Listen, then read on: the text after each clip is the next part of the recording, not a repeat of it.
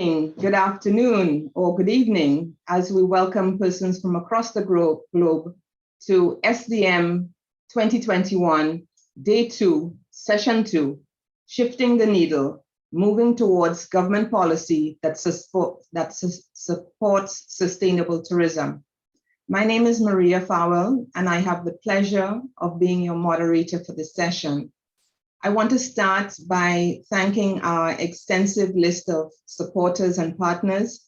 I wish to specifically acknowledge the chairman of the OECS Authority, the Director General, our commissioners, and our official partners for SDM 2021, the World Bank, CROP, GIF, Norwegian Ministry of Foreign Affairs, and all of the persons who work behind the scenes to make this happen.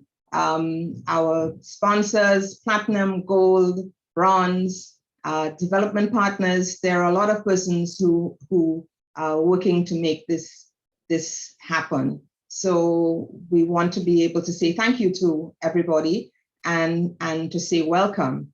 We have a great keynote speaker for this session, Shifting the Needle, Moving Towards Government Policy that Supports Sustainable Tourism. But before I introduce our keynote, a few housekeeping matters. We have French interpretation, so if you would like to, you can click the interpretation button at the bottom of your screen, and there will be simultaneous interpretation. We will have our keynote, and that will be followed by a question and answer segment where you will have an opportunity to ask all the questions that you would like. So we're asking you to place your questions in the Q&A box. You can do that throughout the presentation, or you can do that at the end. You can also feel free to use the chat to tell us where you're from and any encouraging comments that you may have. So it's now my great pleasure to introduce our tourism keynote speaker. Lola Una Cardenas is the VP of Government Affairs of the World Travel and Tourism Council.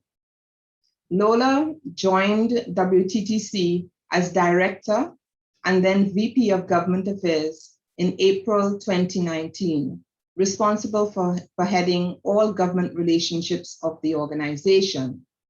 A Spanish national, she's based in Brussels, where she's been working for the past 20 years as an advisor and a lobbyist across all key European markets and globally through international consultancies. Lola has provided strategic advice to senior leaders of some of Europe's and the world's largest companies to help solve their most complex regulatory challenges and opportunities in the field of travel and tourism, transportation, and environmental policies. She speaks fluent English, French, Italian, Portuguese, and a good level of Dutch and Finnish. Welcome. Hola, Lola. Hola, Maria, and good morning, good afternoon, good evening, everyone. I'm overwhelmed, and let me start by saying thank you to the Organization of Eastern Caribbean States, Director General, Dr. De La Cruz Jules, for inviting us, the World Travel and Tourism Council, to be part of this important event. I'm really thrilled. Thank you, Maria, for your kind words and an introduction. Bonjour. Tout le monde, et voilà. I'm Lola Cardenas, and it's an honor to be here today. We do have a presentation to share with you, and we will put that on the screen right now.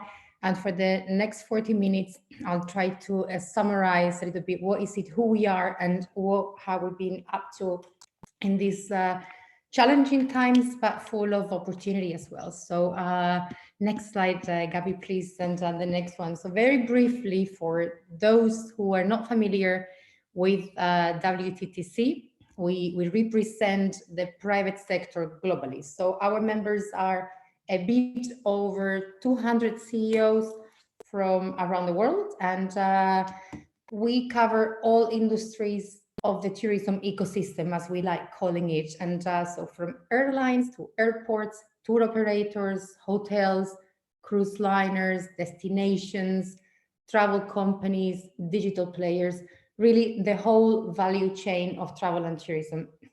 And something interesting is that as an organization that represents the private sector globally, we're quite geographically balanced in the sense that 30% of our members are in the Americas, 30% in Asia, 30% in Europe, and the rest of the world is under this like 10% that is missing. And so next slide, please. Besides representing the sector, core to what we do, and we've been doing this for 30 years, is to economic research in terms of the impact of travel and tourism in countries' GDP. So that is why and how we know that 2019, which is probably the golden age of travel and tourism, our sector contributed to 10.4 of global GDP and created 1 in 10 jobs in the planet.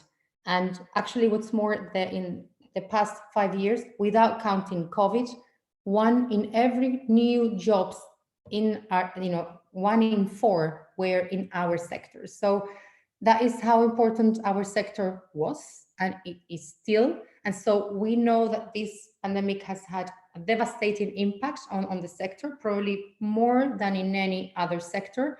And just to show how it looks like, you see the 5.5 figures. So in 2020, the sector contribution to GDP dropped by 49%, decreasing from 10 to 5.5, and that meant 63 million jobs that were lost, and many more are still at risk, depending on what will happen this year. So we really hope the figures will grow as we move into the recovery, but it has certainly been one of the worst crises in our lifetime, as we all know. Now, the Caribbean region has suffered in a disproportionate way. As we all know, travel and tourism dropped by 58%, so from 14 to 6. And of course, that's due to its strong reliance on international tourism. And so, of course, within the Caribbean, and we have data for all countries, and I will be very happy to share those with anyone interested. So we see that some of the worst affected countries were St. Kitts and Nevis, where we saw a decline of like 72%, St. Lucia with 71%, or Bahamas, the UK Virgin Islands, or St. Vincent, facing declines of like 68%. So my next slide, to really continue putting things in perspective, and hopefully you will see these graphs.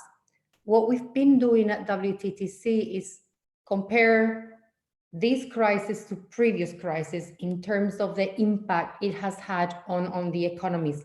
And if we look at the graph in front of us, like point A, that's the drop of travel and tourism GDP after 9/11 attacks in the US. And so there, the drop was 1%. The next big drop, so like point B, and like in the middle in the graph, that was the financial crisis of 2008. And the impact that the crisis had on our sector was -4%. So the next one, which is the impact of COVID, and probably it does not show properly because it should be like maybe twice as down as the third point that we have on the graph. The COVID pandemic has had a severe impact, and it's actually 18 times bigger than the previous shocks, with a -49%. So all this to really set the scene. We were the first sector to be impacted in the pandemic, and probably we're going to be the last one to recover. Now, in the next slide, I would like to share with you what we've been focusing. Now we of course are focusing on the recovery and on what both public and private sectors, what we need to do actually to achieve the recovery and to safely restart international mobility. So and that is crucial for our sector. It is crucial for your region as well. So we've been moving these principles throughout the pandemic. And so we are calling for the past months to governments globally in 185 countries is to really support the recovery of international mobility. We need to get the world moving again in a safe way. But so we're calling for a more simple and a global approach to reestablishing the freedom of movement. So to recognize actually now from the pandemic, we are moving into an endemic nature of COVID-19. And so we've been calling to replace the risk and move the approach from a country-based into an individual base, because it's not a country that has COVID, it's an individual. So we would like to replace the traffic light system with restrictions only for areas where, you know, high levels of variants are concerned, and so maybe just to have, you know, one list only. We've been calling for the implementation of digital COVID passes, something like what the EU, the European Union, has put in place in this part of the world where I am sitting, to really enable travelers to have a digital record of their COVID status, so that you can actually prove whether you have recovered from the sickness or you've been vaccinated, so you've got the two vaccines, or you actually test negative in a test, in a PCR test. And so we're calling for that to be integrated with the passenger location forms and immigration systems, so that, you know, in order to verify COVID status prior to travel, to actually remove the need for time-consuming documents at the airport and checks during the journey, so that would probably decrease the congestion at airports and other transport hubs.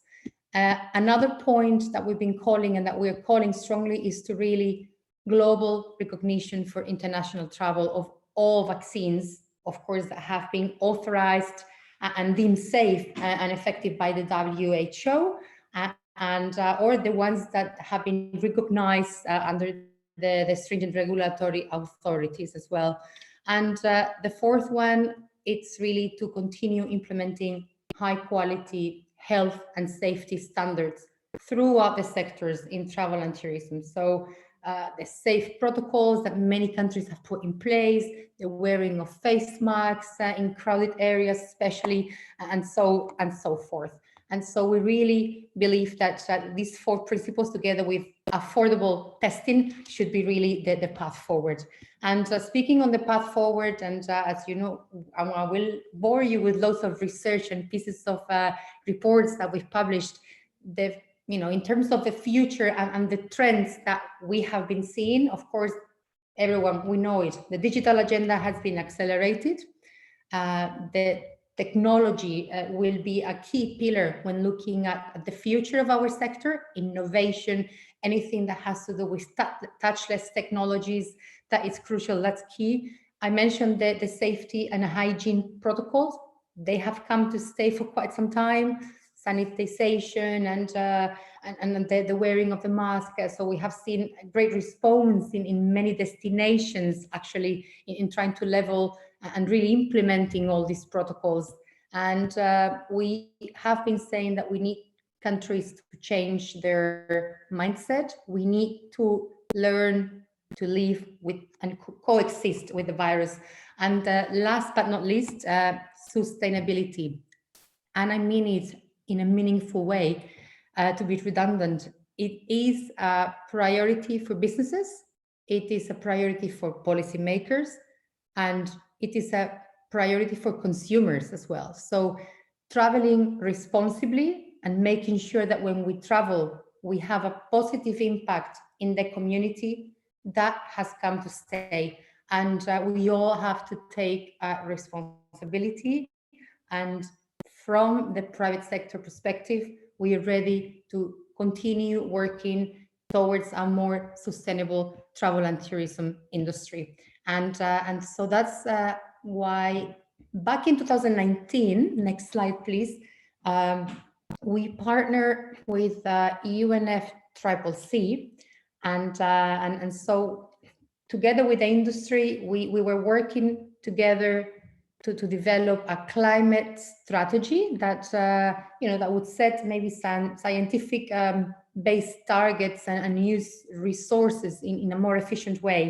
So we were working to align our sustainable development efforts with the UN SDGs, the Sustainable Development Goals from the UN. And so we held back in 2019, still no COVID in the horizon yet. And so we held in September during the Climate Week, which actually we're now 2 years from that time. We actually held the first climate event with travel and tourism CEOs, high-level speakers, climate experts. And what we wanted to do is to really address the sector response to the climate crisis. And so we became a signatory of the Climate Neutral Now initiative from the UNFCCC, and we announced a first aspirational target for the sector to be climate neutral by 2050. Now, we are a very big organization. We represent, as you saw on my slide, the whole value chain of travel and tourism.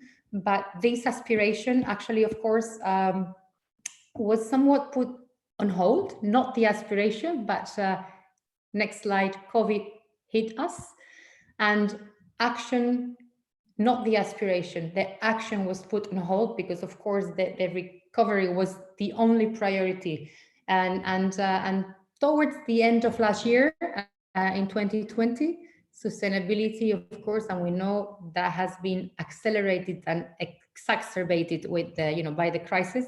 So sustainability once again emerged as a key priority for WTTC, and maybe I can even say that the main priority of the organization now, because we really need to ensure that we build back better and greener. And so to help guide our work and to give some solid footing, and one of the first things we did was to establish a governance structure. So we do have actually a task force.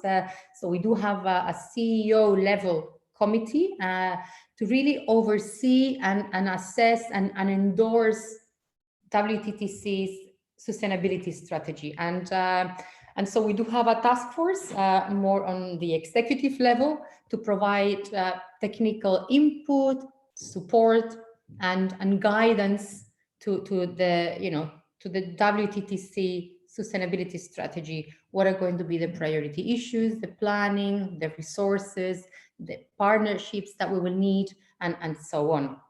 So the result of the strategy is what I am showing you now in this slide. And we do have 3 main pillars where we have climate, of course, the environment, which includes biodiversity, waste and inclusion, having this like circular economy approach, and of course the social side. And we are a people's business, and the social impact and the impact on communities, it's extraordinary and it's very important. And under that, we do have, of course, over-tourism, human trafficking, and many other areas. We also have some transversal activities, and we are an advocacy organization, of course. So we want to start delivering projects on the ground. We are not there yet, but that's really the ambition. And then, of course, we would also like to have a sustainability hub, and I will go into some of the details of all of this as I continue in my presentation. But the idea with this sustainability hub is to really have a knowledge center that helps facilitate and catalyze the transition of the sector, travel and tourism, towards sustainability. And then on the right side of the slide, finally, you've got a few logos there. So UNFCCC, UNEP, UNGC, WWF, Harvard, and so on. So these are, we're establishing strategic partnerships with key organizations in our focus areas.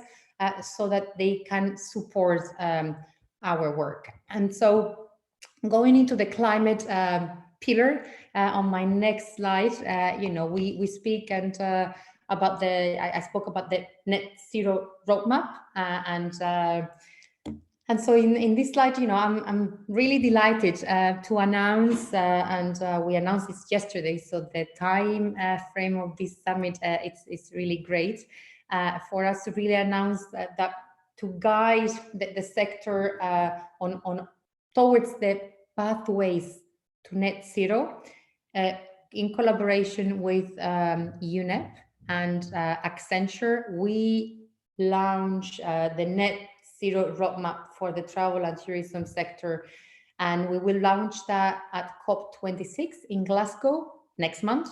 And this is a very important piece of work that represents probably the very first deliverable in this area, and hopefully this will channel and charter the way to net zero by 2050. So it's a document that will include a status quo and an overview of what are the climate actions in the sector, what it's in there already, and what are the direct lessons learned from the past 18 months.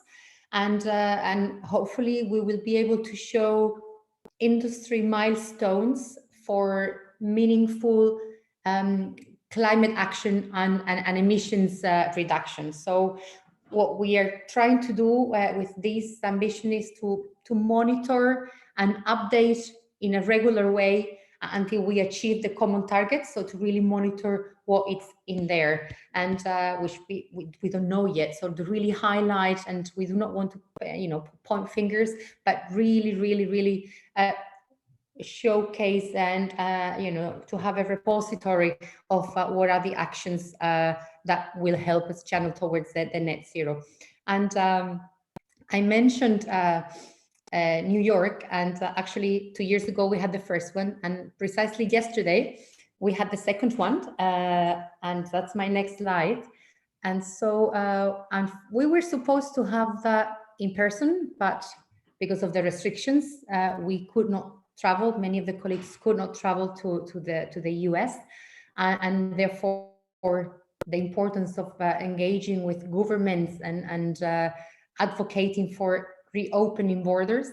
But part of the discussions towards this roadmap, we actually held the event yesterday, Net Zero Travel and Tourism from Ambition to Action. And so there is where we announced that together with UNEP and Accenture, we have the roadmap in COP26 next month, and what is it that we are going to include in that roadmap. So next slide, please. Apart from this roadmap, also probably one of the biggest gaps that the sector has in terms of the climate and environment action is the lack of baseline to measure our footprint and more importantly to track progress. So it's not only to measure the environmental footprint that we have, all the different sectors and segments, but how to track progress. So you are probably very much, and governments very much aware of like our economic impact reports that we've been doing for 30 years in 185 countries on the direct, indirect and induced impact of travel and tourism in countries' GDP. Well, now, and this is a premiere that was announced yesterday, I'm very delighted to announce that we will be expanding the reporting to include environmental and social indicators. And this is extraordinary. So, as we know, we cannot manage what you cannot measure. And so, well, now we will have hopefully a yearly, regular and robust and transparent reporting on travel and tourism footprint. And so we will have key indicators and, on 1 to 3 emissions that still needs to be prepared. But to really, what we want is to enable our sector to benchmark its progress, and as we aim to accelerate our transition to net zero. So we really hope that this, or we are convinced that this will really bring the much needed transparency and accountability to sustainable travel and tourism growth. So these two are my big highlights when it comes to sustainability and environment.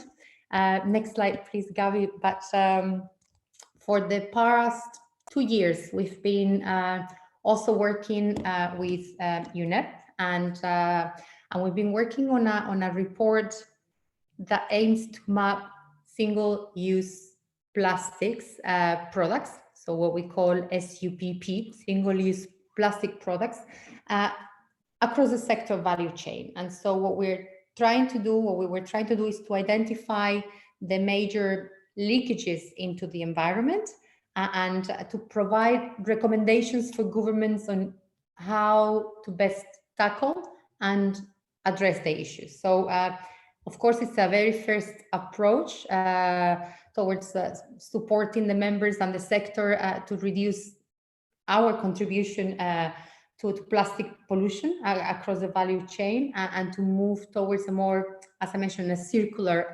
reuse model. And so I'm happy to share all these reports that I am mentioning and all this data to anyone who would like or who would be interested in having those. And so one of the most important highlights of the report has been the collaboration and the coordination that we've seen within, with the private sector, and working together and trying to share practices. And so next slide, please. And so it's like, I'm Hilton, and I have been able to eliminate single-use plastic products, or I am a Marriott, and I have reduced amenities, for example, and then how I can share my best practice and so on. So we also needed public coordination with the private to ensure that destinations are ready. So one specific recommendation was about reducing the unnecessary SUP, so it's like single-use product plastics consumption. And so really looking at things from the procurements, when you're buying things, side of things, so to ensure that if there is an alternative, and if these alternatives are climate friendly, then we should enhance those and engage with suppliers that promote alternatives and have a holistic view and an approach. Then we also it's interventions to better capture the single-use plastic products in circulation. And so it's like educating travelers, educating ourselves, tourists and business, to ensure that recycling is happening in the right way, and that and provide the right, communicate in a proper way. And of course, then interventions to improve waste management, so collaboration with the public-private to ensure that destinations are ready. As I mentioned, we had the report published 3 months ago. We had an event, a webinar in June, and we've been doing promotions and videos, and we would like to disseminate and share it and make the most out of it. And so these recommendations, what they do is to really provide them with solutions to help reduce or eliminate at least some of the single-use plastic products along the whole value chain. And so we are trying to actually also look at be practical and pragmatic. And one of our members, for example, facilities, hotels in Mexico, and Mexico has banned single-use plastic bottles, and there were no factories for glass bottles in Mexico, so they had to ship glass bottles from elsewhere to Mexico. And so this type of alternative to single-use plastic bottles was even worse from the environment, or like a pollution footprint point of view. And so what the report tries to say is to really focus on a holistic strategy and to replace single-use plastic when possible, and when not possible, make an assessment from life cycle and see and think what is it that exists in the destination, so that this destination has the capabilities of doing so. And again, public and private collaboration here is crucial. Next slide, please. Another beautiful initiative that we are having, and it's in recent years we have seen an increase maybe in the illegal wildlife trade, and so we have over 7,000 species of animals and plants from all the regions in the world that have been impacted, and wildlife is also a key driver of travel and tourism activity.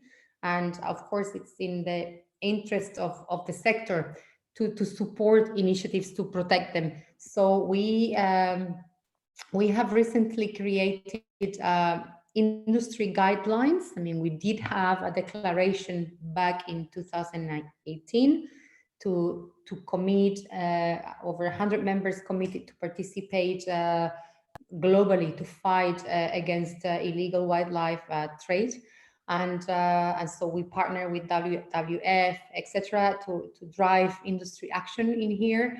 But we have recently created, it was mid-July this year, guidelines for members and the wider industry to encourage and boost the adoption of a zero tolerance policy. And according to the guidelines, travelers, sometimes we often participate without knowing in the illicit movement of animals or plants, products made from them, and so wild species that are protected and by national and international laws. And so we are trying to, as I said, zero tolerance, and we are partnering, for example, with Google or Trip.com, which is the homologue in the Asia region in China. So we're working on a plan to use, for example, digital technology and the power of the distribution networks to change the behavior of travelers. I think the target was to change the behavior in 1 billion travelers.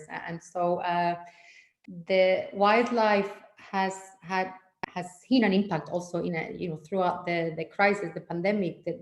At the same time, the lack of travelers in Africa, for example, was impacting wildlife very, very bad, and the same with the Caribbean, probably with fishing, and so it's an issue and an area where we're strongly working as well.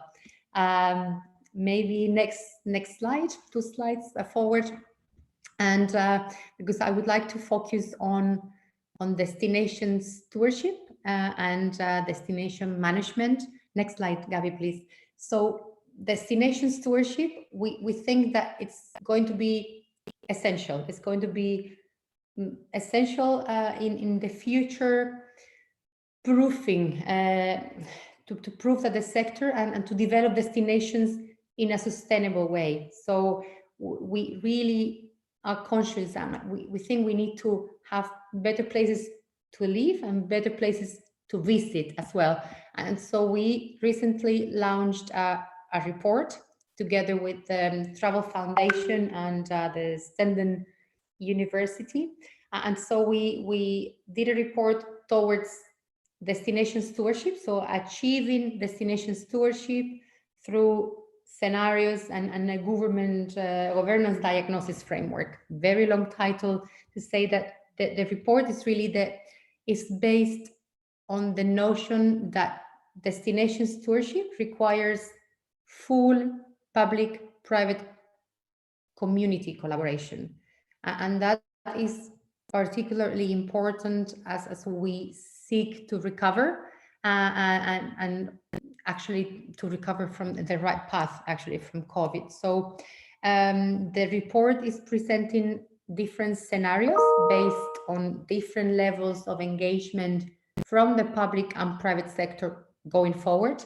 And the scenarios, they are used, or they serve to support destination stakeholders in assessing and evaluating their current context, where they are, and what is the pathway towards a greater stewardship. And so we really think it's really now that we need to take action.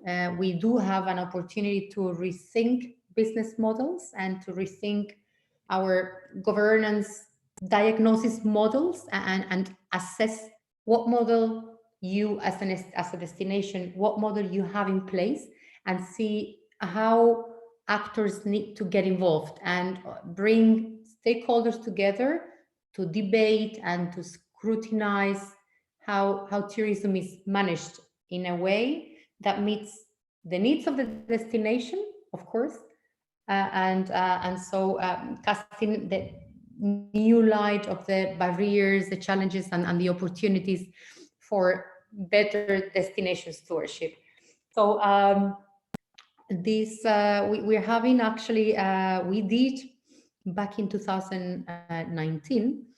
We published an interesting report on destination readiness. So the report was actually assessing how 50 global gateway cities were how ready a city is for success, for growth. And so the report actually measures, and they have categorized 50 cities into 5 levels of readiness, and provide some actionable solutions to really foster sustainable growth in tourism activities. So we are now in the process of working towards the revision of the report, and we are reviewing the metrics in light of COVID-19, because that has changed. The past 18 months have changed, and we're trying to adapt that matrix and increase, of course, the increased call for sustainability needs also to be revised, and it's going to be part of the matrix. And so we hope to have the report, the revised report, ready in October, so next month, or November, more likely, this year. So I will be happy to share that with all of you as well. Next slide, please. Another issue or another report in the area of social sustainability is our report on human trafficking, and our motivation behind why we really wanted to do this important work is that the International Labour Organization, ILO, estimates that over 40 million people are victims of modern slavery, and many are forced labor, and an additional 152 million child labor. So we have a human trafficking task force, and that was launched at our summit in Seville back in 2019 in April. And so we have an action framework, and we're trying to raise awareness, education, training of travelers, employees, and to really do anything, all efforts to prevent, prevention, advocacy, to encourage governments to enforce legislation focusing on human trafficking, and support to provide assistance and rehabilitation, training, and employment opportunities for those that survive as well. And last but not least, and I promise this is going to be the last slide, and let me just very quickly. I mentioned this on my framework slide. We want to develop a knowledge sharing platform to really enhance best practices and across industry professionals. And so to raise awareness really on how to best implement and develop sustainability practices within and across the sector. So to tackle the current challenges, as we were mentioning. So we are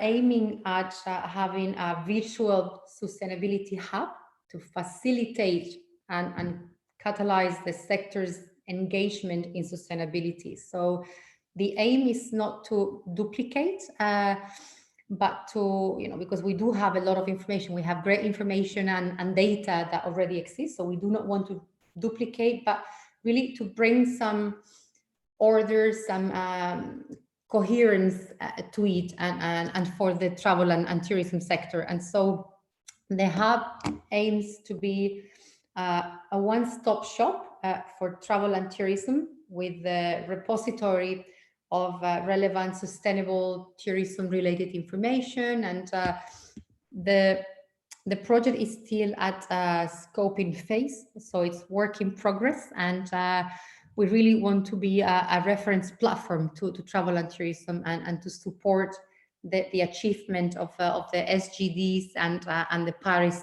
targets. So all in all, and I see Maria is controlling very strict the timing, and sustainability has come to stay, and the travel and tourism sector has a unique opportunity to rethink business models. As I mentioned, we need to work together as a sector to implement standards that strengthen sustainability practices. And what can I say? Many things have happened despite COVID. COVID has accelerated the sustainable agenda, and a lot of work has been done, but it is clear that we need to double our efforts, and we need to work harder and together, and engage more with communities, with travelers, to make sure that that we are all part of the solution. So we are really convinced that that we can and we will build back better and greener, but only if we work together. So with this, I thank you very much for having us here today, and I'm looking forward to having the Q&A session and answer any questions you may have. Thank you, Maria. Thank you all. Excellent. Thank you so much, Lola. That was a lot of information to take in. I think that WTTC is very well known for its economic impact reports. And indeed, at the beginning of your presentation, you had looked at some of that economic data. But, you know, and generally, when you think of private sector organizations, you think, you know, that they think always of the bottom line, and they think more on the economic side. It was very, very interesting to hear all of the work that WTTC is doing with respect to the other side of the other parts of sustainability. So not just focusing on the prosperity, but also the planet and the people, the environment and the social. So this was really, really good. We do have quite a few questions, so let's see if we can get through some of them. Just in terms of housekeeping matters, if you have a question, you need to put it into the Q&A box, and we'll see how many we can get to. But first of all, the first question, Lola, you know, I know WTTC is a private sector organization, and you ended by talking a lot about collaboration and the need for collaboration.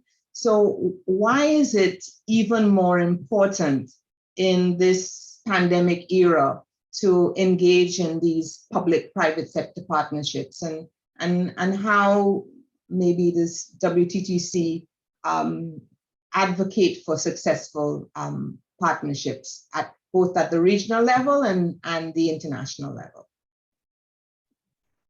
Thank you, Maria. A great question. And we are an advocacy body, and all the reports that we do, all the research, the great research and the data that we have, is to really showcase and prove the importance of the sector as a driver of growth, GDP, budgets, but as a driver of, I mean, we are a big employer, and we do have a big impact on societies in many countries. It's the source for living. And so since the start of the pandemic, and to help the sector recover, we have been working with governments globally to reopen the sector. So not only to save the millions of jobs that were at stake and were lost 63 million jobs have been lost so far, but also to recover, of course, the GDP. I mean, our sector, 80% of the sector are small and medium-sized enterprises, SMEs. In Jamaica, I remember Minister Bartlett mentioning like we are like small, medium-sized tourism enterprises because of the high dependence of travel and tourism in the region. So we have, and we always emphasize, and that's what we do, is that we do advocate and we emphasize the importance of the sector to the governments. But even now, I mean, if we do not go hand in hand with the private sector, the recovery is not going to be fast. And in order to speed up the recovery, we are, of course, the private sector, we are the ones providing the jobs, but governments are the ones opening up borders. They're the ones putting in place the policies to actually prepare the base for a proper well-functioning of the business as well. And so I think something as bad as the pandemic had to happen for governments to realize and recognize the importance of travel and tourism as a driver of job creation, and not only how it's domino effect and how it's interconnected with many other sectors. It's agriculture, it's transportation, it's so many things. And so that is one positive takeaway, and therefore the importance of like working and going together with the public sector. So we really need the public assistance to bring back the jobs that have been lost and the many livelihoods that have been impacted. So as I said, without the public sector alone, we cannot do it. And we've been calling for collaboration and coordination globally through the G20 platform under the chairmanship of Saudi Arabia. For the first time in the history, we had a private public event where CEOs sat at the table with the 20 tourism ministers of the G20 countries, and we try to raise awareness of the importance of like this is serious, and 1 out of 10 jobs in the planet are in our sector. So and 10.4 impact on GDP. That is very serious business, and we are a people's business as well. So therefore the importance and the focus on the community as well. Yes, indeed. And sort of related to that, there is a question about the cost of COVID PCR test and whether you think that the current costs are prohibited. So, you know, whether or not that is a deterrent. And do you support the easier and cheaper test proposed by the UK as the way forward? Absolutely, and they are a deterrent for travel, of course, and prices vary immensely from country to, you know, depending on what country you are, but it is a deterrent to travel, and therefore that's why, and I mentioned that in my presentation, I hope that testing should be affordable. We should make testing affordable. And again, we should really focus on the individual versus the country risk approach. But absolutely, testing and prices, I mean, a family of 3 or 4, if a PCR test costs you $100, imagine sometimes it's even higher the price of a PCR than a flight or you know, a full trip. So that is not affordable, and we have been calling governments to have low cost tests and in order to provide for travel and tourism to resume. So I know that we've had a couple questions about some specific countries, the impact of COVID in Belize and in Guadeloupe.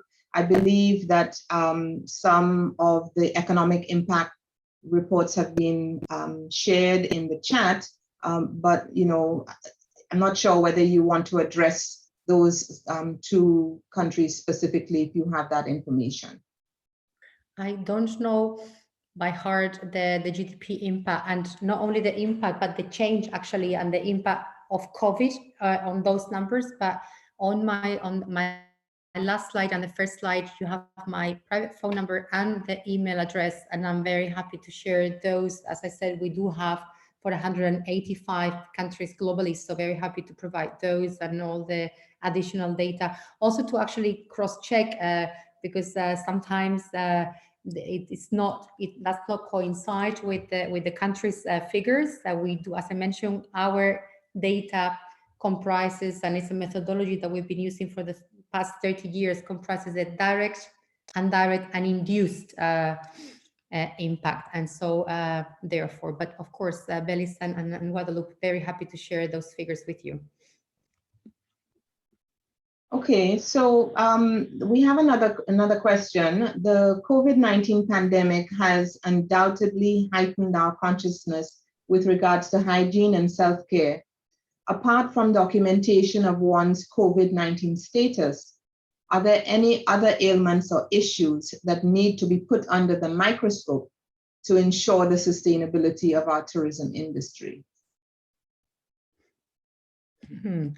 That's a very interesting one. I mean, yes, there are many issues. I mean, sustainability has many pillars, and we speak about the social impact, the community engagement, when we speak about destination management. So already destinations have put in place great protocols and hygiene, safety measures. We launched back in May last year a stamp to actually align international private sector protocols with destinations to provide the confidence that people need.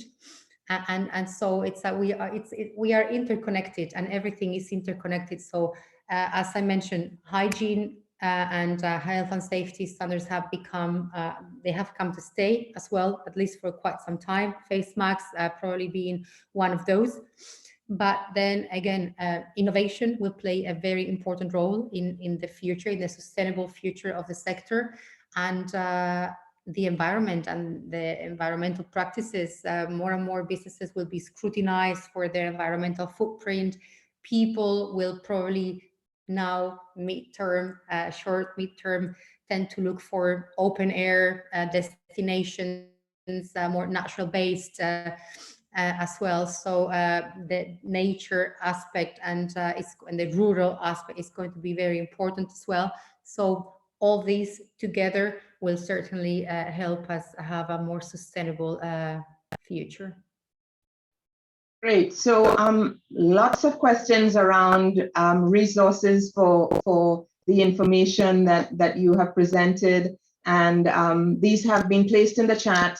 The links are there, so everybody, you can go to those links and really digest a lot of the information that was presented in a very short space of time, but it's a lot of great information.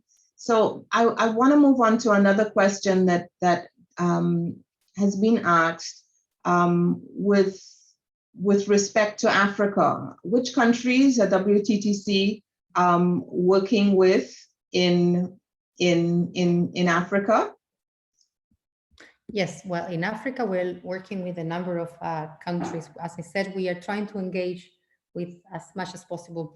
And our team is a very small one, but still we're very active. And South Africa being one of them, of course, part of G20, and they have been a big voice as well. So we are engaging with them very, very much. We are engaging very much with Kenya and with Rwanda. We have the African Union and other African tourism bodies where we try to bring together the Africa region, and so try to speak, when we speak with Portugal, and they have loads of relations with Angola and Mozambique, and we know that there is a big issue actually now as a consequence of COVID and the pandemic and the job losses in the sector on the need, like actually talent has gone. We are having a shortage of workers, and so we are working closely with Portuguese-speaking countries, for example, liaising with Portugal on these and how to solve the problem of the shortage of talent and of workers. So we are working with a number of countries. This is like the Black Sub-Saharan Africa, but we are also engaging with Morocco and other other areas in the region. So as I said, we try to cover as much as possible from all over the world. Great. So you spoke a little bit about the climate and environmental forum in New York that took place yesterday, and you spoke of the roadmap from ambition to action. Can you share with us what some of the actions would likely be, or a couple of them? It's a very aspirational target, so we just how are you tackling it?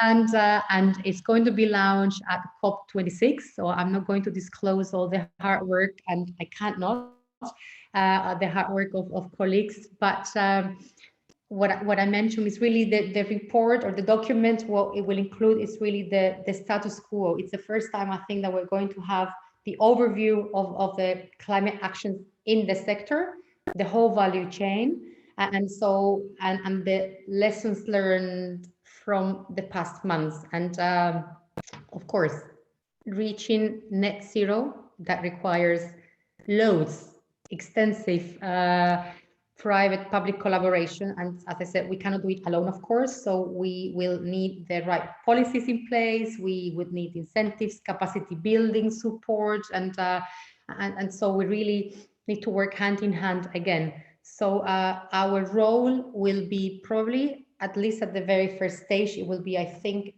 the facilitator and supporting, support the meaningful collaboration on the pathway. And so what I mentioned, for me, one concrete, tangible takeaway is that we are going to expand the economic impact reporting to include the environmental and the social indicators. So for me, already that it's a big milestone, and that would be great. Another thing that maybe I would like to mention is everyone is focusing on COP26, but we do have actually COP15, which is on biodiversity, and we will be actually also focusing on that, and our work plan will also focus around that. So what would be crucial about COP15, for example, is that they will adopt the new global goals on biodiversity, and that is going to be a major milestone as well.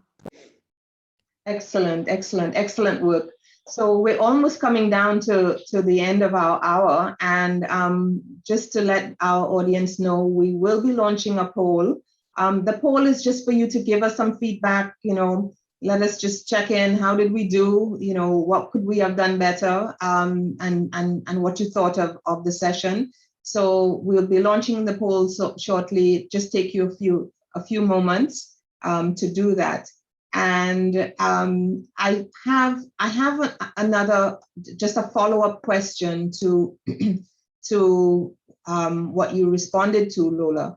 In terms of support at the government policy level, can you speak a little bit as to, I know that all of the big announcements will be made at COP, and certainly we don't want to preempt any announcements, but what additional support is required through government policy to support the work that WTTC is doing?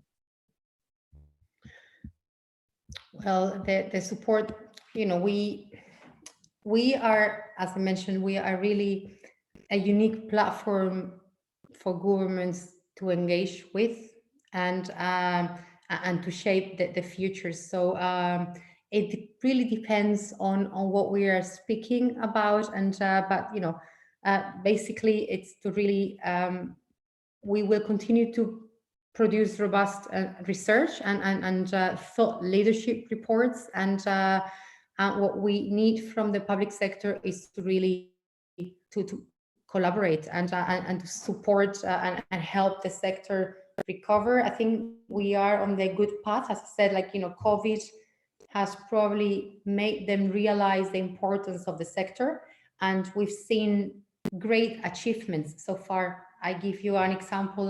G20 I mentioned, but we have the European Union as well, where tourism is not even part of like their legislative machine. But we've got now a green pass, a COVID certificate done in a record time, and they acknowledge the importance of like this free movement of movement. And so I think overall collaboration at all different levels, and like a destination stewardship is like engaging with communities. So it's like we need to bring together, we need to sit together, scrutinize, look at what we've done, what went wrong, what went well. And as I said, we do have the opportunity of like rethinking now the business models. Okay, so there's one final question that maybe we can try and deal with quickly. The SDM 2021 summit has highlighted planning and policy implementation, but one challenge for the OECS countries has been finance accessibility, despite the presentation that finance is being made available. Major offers have been in the form of loans in the region, already trying to relieve high debt burdens. How has the travel and tourism industry contributed financially as a significant partner in the form of grant funding and more quickly accessible financial support towards the SDM conservation goals? So I'm not sure that you can answer that, and we are actually out of time, but maybe you can just speak very quickly to it and then give us your wrap up. Well, we have been actually the recipients of like loads of like government support to palliate the put on hold of the whole sector. We have been, there was no operation. We were in lockdown globally, and the sector, we are still under recovery, and we are in survival mode still, even if things are like starting to look up a little bit nicer. But we have been strongly advocating for support for the sector, and be it tax reliefs, be it grants at no interest, and we've been calling governments and leaders globally of the need for that, because as I said, we are a sector that is made in its 80% of SMEs, small and medium-sized enterprises, so we really need support.